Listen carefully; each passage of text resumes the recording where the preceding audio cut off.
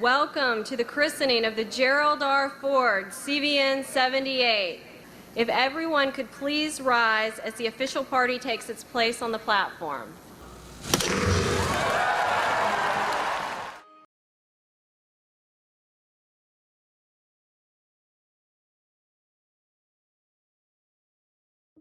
For over a century, the aircraft carrier has been the ultimate symbol of American naval might, a floating airfield that can sail anywhere in the world and defend freedom on a moment's notice. From the decks of these mighty ships, American aviators have protected our nation, defended our allies, and kept the sea lanes open for free commerce. But the world has changed. Today's threats are faster, more sophisticated, and more dangerous than anything we faced in World War II, Korea, or Vietnam. The question facing our Navy's best minds is how to build carriers that honor the legacy of the past while meeting the challenges of tomorrow. This is the story of how the United States Navy is engineering the future of naval aviation. From the first digital sketch to the moment a carrier battle group deploys into contested waters. This is From Blueprint to Battle. The aircraft carrier's story is America's story. In 1922, when many of our viewers' fathers or grandfathers were young, the USS Langley, converted from a coal ship, became our nation's first carrier. It was an experiment, a leap of faith in a new kind of warfare. By World War II, that faith was vindicated. At Midway in June 1942, American carriers turned the tide in the Pacific. The men who flew from those decks, many just boys really, saved our nation from tyranny. Carriers like the USS Enterprise, the USS Yorktown, and the USS Hornet became legends. In the decades that followed, carriers stood watch through the Cold War. The nuclear-powered USS Enterprise, commissioned in 1961, could steam for years without refueling. The Nimitz-class carriers, built between 1975 and 2009, became the most powerful warships ever to sail the seas. 10 of these magnificent vessels remain on duty today. Many of you may have served aboard them, or knew someone who did. Surface forces. Each generation of carrier was designed to address the threats of its era. The Nimitz class dominated an era where air superiority and strike capability were paramount, but the battle space has fundamentally changed. Our next generation must operate in contested electromagnetic environments, defend against hypersonic threats, and maintain readiness with smaller crews. But by the turn of the millennium, a new threat was emerging. China and Russia, adversaries old and new, weren't trying to build carriers to match ours. Instead, they developed long-range missiles specifically designed to sink our carriers from hundreds, even thousands of miles away. Some of these missiles travel so fast, 9 times the speed of sound, that there's almost no time to react. These aren't the enemies our fathers and grandfathers faced. The Soviet submarines of the Cold War were formidable, but at least we understood the threat. Today's dangers come from cyber attacks that can disable a ship's computers, from swarms of small boats carrying explosives, from satellites that track every movement across the oceans. Our adversaries studied how we fight and found our vulnerabilities. They can't beat us ship for ship, so they built missiles and systems to keep our carriers at bay.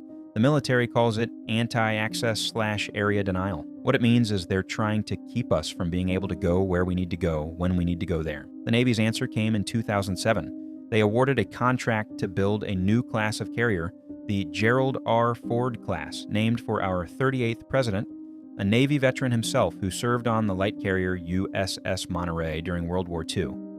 This new carrier would be built by Americans in America, using technologies that would keep our Navy supreme for the next 50 years. The Ford-class carrier began not with steel and rivets, but in the minds of American engineers. At Newport News Shipbuilding in Virginia, the only shipyard in America that builds nuclear carriers, teams of designers created every detail of this massive ship on computers before a single piece of metal was ever cut. Think about that for a moment. And this ship is longer than the Chrysler Building is tall.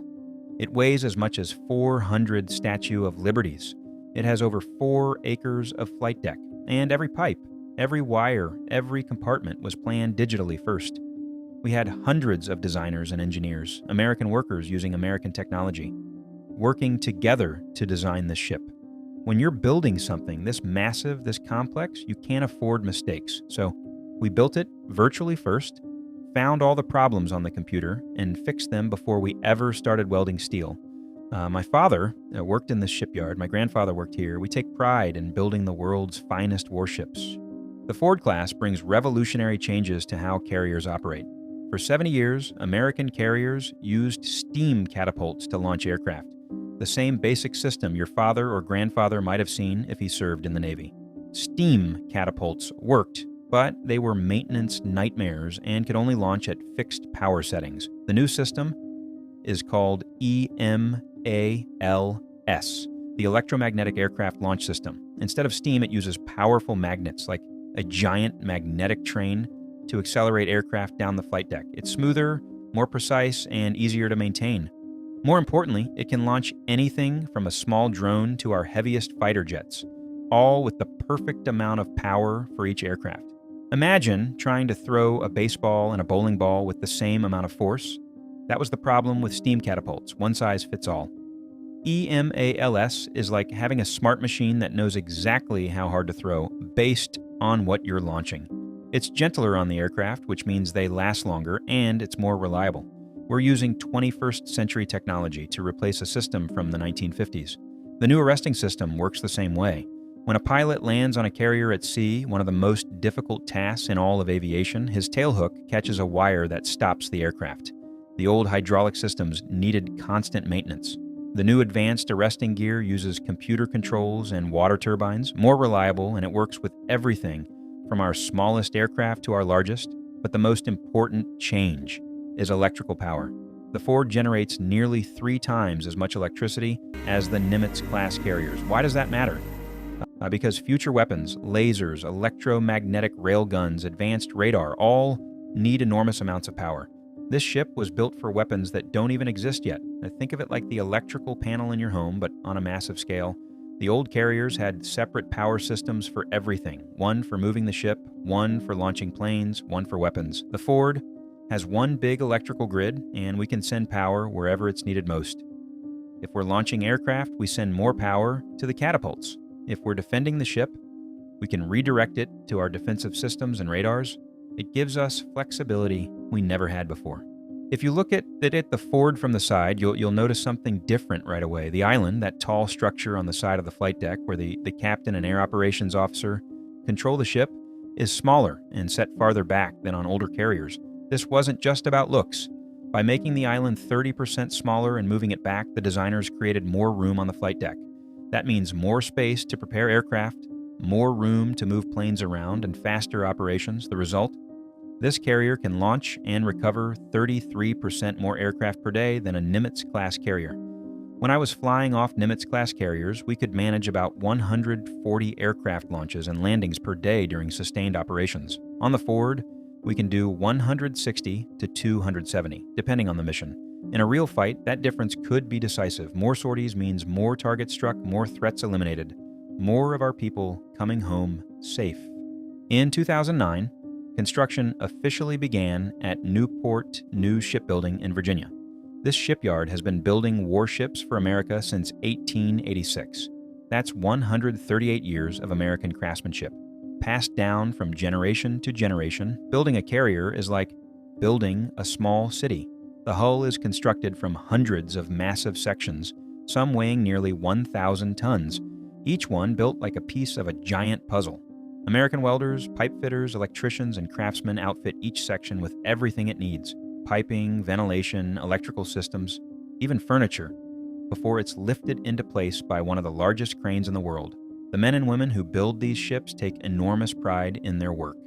Many of them are 3rd or 4th generation shipbuilders. They know their fathers and grandfathers built the carriers that won World War II and kept America safe through the Cold War.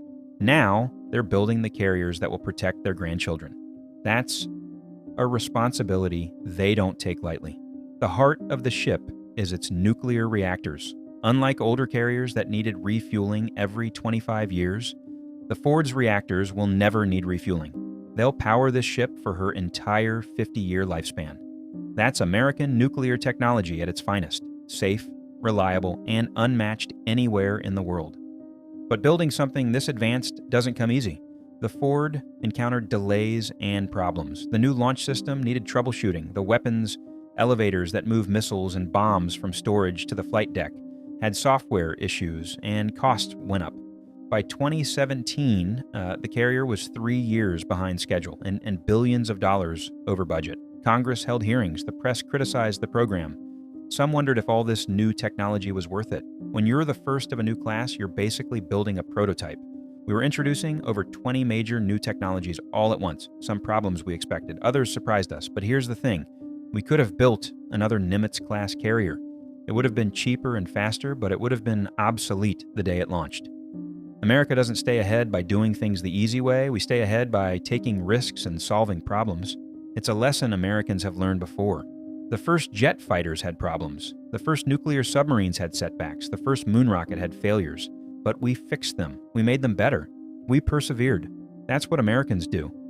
Look, we support innovation, but the American taxpayer deserves accountability. We're spending billions of dollars per ship. But I've never doubted that the Ford class is the future of our Navy. The question was making sure we were managing the program responsibly and learning from our mistakes. On July 22, 2017, under a bright summer sky in Norfolk, Virginia, the USS Gerald R. Ford was commissioned into the United States Navy. President Trump stood alongside members of the Ford family, Navy admirals, and thousands of the shipbuilders who had given years of their lives to build her. Susan Ford Bales, daughter of President Ford, served as the ship's sponsor. Following Navy tradition, she gave the order that brought the ship to life. Officers and crew of the United States ship Gerald R. Ford, man our ship and bring her to life. 5,000 sailors and officers rushed aboard, and for the first time, the Ford became a living, breathing warship. But commissioning doesn't mean the ship is ready for war. Like, a new car needs a shakedown cruise. A new carrier needs time to work out the bugs, train the crew, and prove herself at sea. And we had 5,000 of America's finest young men and women reporting aboard. Most had never served on a carrier before. Neither had the ship. We all had to learn together. We tested every system, not just individually, but all together, the way they'd work in combat. We conducted over 8,000 aircraft launches and landings. We simulated damage and emergencies. We pushed that ship hard because we knew that in combat, our enemies will push even harder. In October 2022, after 5 years of testing, training, and proving herself, USS Gerald R. Ford deployed for the first time. She sailed from Norfolk with a battle group of cruisers, destroyers, and submarines, a powerful reminder that America still commands the seas. For our allies in Europe and the Middle East, the arrival of an American carrier strike group is always a welcome sight. It means America stands with them. It means freedom of navigation will be protected. It means the seas remain free for peaceful commerce. A carrier battle group isn't just one ship, it's a complete fighting force. The Ford's advanced radars can detect threats hundreds of miles away. Her sensors can coordinate with every ship and submarine in the group. Her aircraft can strike targets 1,000 miles inland while defending our ships from enemy aircraft and missiles. When an American carrier arrives, it changes everything. During that first deployment, the Ford proved what she could do. In a single day, she launched and recovered 270 aircraft sorties, more than any carrier had ever done before. The new launch system worked flawlessly. The arresting gear caught every landing. The systems that critics had doubted performed beyond expectations. I've launched off steam catapults, and I've launched off EMALs. The electromagnetic system is smoother, more like an acceleration than a violent kick, and when you're landing at night on a pitching deck in bad weather, the new arresting gear catches you more gently. These might sound like small improvements, but they make a dangerous job safer, and they put less stress on our jets, which means they'll last longer and be ready when we need them. The Ford is just the beginning. CVN-79, the USS John F. Kennedy, is nearing completion, named for our 35th president himself. A Navy hero in World War II, CVN-80 will be the third ship to bear the proud name Enterprise, and CVN-81 will honor Doris Miller, a mess attendant who manned anti-aircraft guns during the attack on Pearl Harbor and became the first African American to receive the Navy Cross. Each new ship benefits from the lessons learned building the Ford. Construction is faster, costs are more controlled, the bugs are worked out. By the time we're building the fourth ship, American shipbuilders will have perfected the process. Kennedy is being built almost 20% faster than Ford was at the same stage. We've solved the problems. We've trained the workforce. We know what we're doing now. And by the time we get to the Doris Miller, We'll be building these ships as efficiently as we built the Nimitz class, but with technology that's a generation ahead. Even as the Ford sails today, Navy planners are thinking about tomorrow. Laser weapons that can shoot down missiles and drones, unmanned aircraft that can fly missions without risking pilots, computer systems that help commanders make faster, better decisions, new fighters that we can't even imagine yet. The beauty of the Ford class is that it was designed to accept all these future technologies. The massive electrical power it generates can run weapon systems that don't exist yet. The digital systems can be updated with new software. When the 6th generation fighter enters service in the 2030s or 2040s, the Ford will be ready to launch it. We built the Ford to last 50 years, but we also built it to adapt. The ships that serve in 2060 or 2070 will have capabilities we can't even dream of today, but they'll be launching from these carriers because we gave them the electrical power, the space, and the flexibility to grow. We built in room for the future. The carrier's role is also evolving. Yes, they're instruments of war when necessary, but they're also symbols of American commitment to our allies. They evacuate civilians from war zones. They provide disaster relief after earthquakes and hurricanes. They show the flag in ports around the world, reminding everyone that America is a Pacific power, an Atlantic power, and a force for stability. When an American carrier battle group enters a region, everyone knows it. Our adversaries know it means we're serious. Our allies know it means we stand with them. The mere presence of these ships prevents wars before they start. That's what we call deterrence, being so strong that no one dares to challenge you. That's been America's strategy since World War II, and it's kept the peace for 80 years. From those first computer drawings to the moment USS Gerald R. Ford steamed over the horizon on her maiden deployment, this journey took 15 years, tens of thousands of American workers, and the expertise of our finest engineers and naval officers.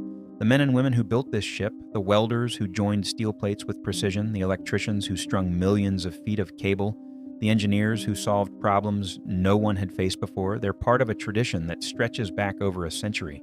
They're the same breed of Americans who built the ships that won World War II, who put a man on the moon, who created the internet, and who've kept this nation safe through every challenge we've faced. The Ford class represents more than advanced technology. It represents American determination. It represents our commitment to defend freedom, not just for ourselves, but for our allies and for free nations everywhere. It represents the confidence that American innovation, American industry, and American courage will meet whatever challenges the future holds. As long as carriers like the USS Gerald R. Ford sail the oceans, America will remain the world's preeminent naval power, and the young sailors who serve aboard her today will carry forward the legacy of all those who came before, from the decks of the USS Enterprise at Midway to the flight deck of the Ford, defending freedom for generations yet unborn. This is From Blueprint to Battle, the story of American strength, American ingenuity, and American resolve.